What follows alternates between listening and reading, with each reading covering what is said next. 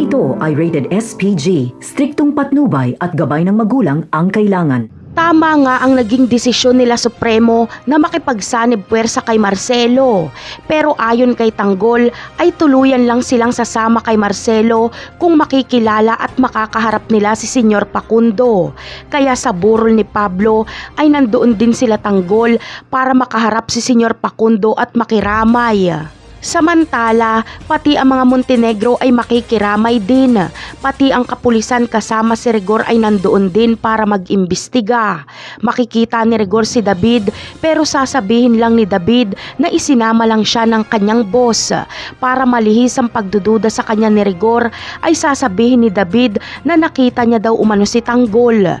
Kaya batid ni Rigor na mga sindikatong tao ang mga nasa burol at palaisipan sa kanya kung ano ang kaugnayan ni David at Tanggol dito. At para hindi magpang-abot si Ramon at Rigor ay agad na sinabi ni David kay Ramon na may mga pulis sa labas. Kaya alis agad ang mga Montenegro at sa likuran sila dadaan. Habang ang grupo naman nila Tanggol ay matutunugan din na may mga pulis kaya agad din silang aalis. Kapag magkataon ay malaking gulo ito. Siguradong walang laban ng kapulisan dahil makakaharap nila ang mga Montenegro at ang mga kabalyero at sila Tanggol at Supremo. Sa ibang pagkakataon na lang kakausapin ni Senyor Facundo sila Tanggol.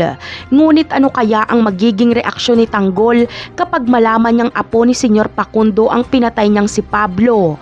At malamang ay kay Tanggol iuutos ni Senyor Facundo ang paghahanap sa taong pumatay kay Pablo.